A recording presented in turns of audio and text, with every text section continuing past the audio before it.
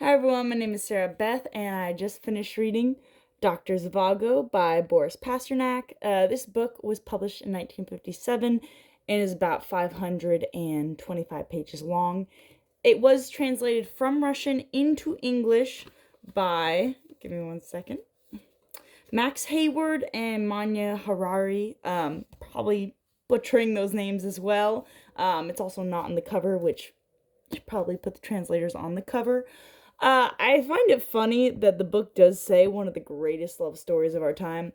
I don't see that. Um, I think the writing is exquisite. I think that the general backdrop around the Russian Revolution during the early 1900s is is very touching, especially with the themes and the concepts, the different philosophies going on during that time period and the different ideals that people were pursuing. It's a great time to write about. And one of my favorite authors, Ayn Rand, she has a great book called We the Living that is set in this time period. I'd prefer to read that book. This book, the writing is beautiful. Okay, there's no doubt about it. I underlined certain passages. It flows quite well. Reading it isn't actually hard. It's the story itself and the characters that are really lacking. I would say the author Boris put a really big emphasis on the descriptions, and he'll describe the lattice work of the trees with the sun beaming through it, and just goes on and on and on about the landscape. And I understand it is beautiful. Russia is beautiful. I understand. It's also deadly. But it was too much of that for me. And the characters, for instance, look at this cover. You see what they look like on the cover? I don't even know who is who of these women. I read the whole book. I no idea. You know why? He never said what color hair his love interest was. The only thing I know, Larissa, she's got big boobs, nice figure. Okay, that's it. Nothing else. And she's a very hardworking woman. So general premise: Russian Revolution. This man, Yuri, Dr. Zhivago, was orphaned as a child, grows up to be a doctor, marries this lady.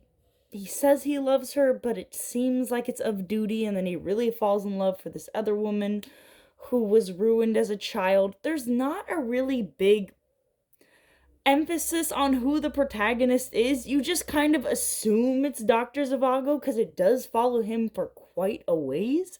But at the end, it says, in the epilogue at least, it follows these two characters that are introduced near the end for like part of a chapter, and there's like, these are the surviving protagonists. And I said to myself, these are not the protagonists. The protagonist is the name of the titular name of the book.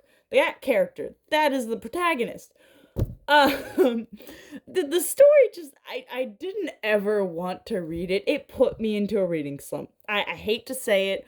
I think the writing was beautiful, but the actual story was lacking. The characters were lacking. I can't really tell you what these characters were like. I don't think Dr. Zhivago was a good person. He married three people in the end, and one person he said he loved, and you really don't know about the last lady. I feel like he just got horny or something. Oh, I love classics. I do. I think the last great classic that I enjoyed reading was Of Human Bondage, and that was exquisite. This book, honestly, and I say classic, though, even though it's written in 1957, so I feel like it's a cusper to me.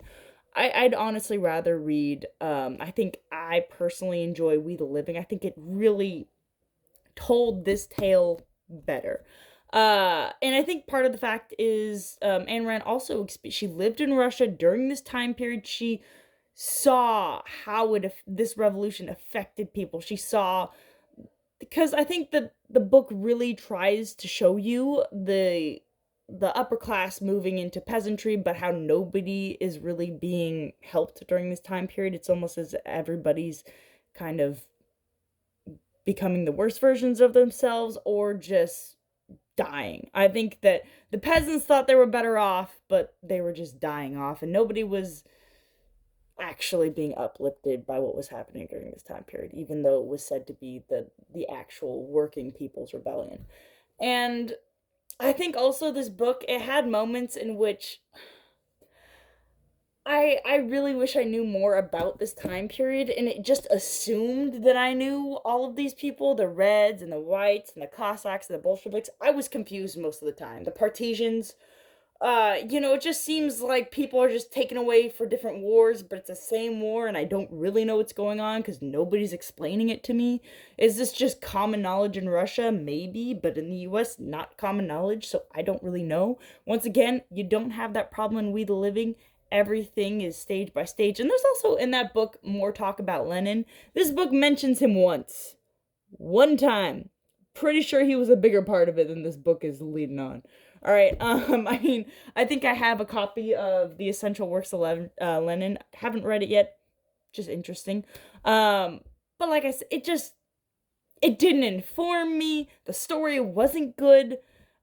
I guess this is definitely the kind of book, if you are a pseudo intellectual or something along those lines, this is what you want to read.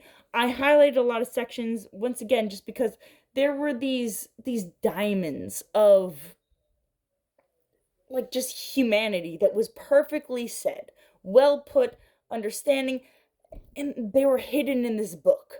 And it's not that all of the other passages weren't written in the same way, they were, but it was just nonsense. I don't care about the trees, I don't care about the snow.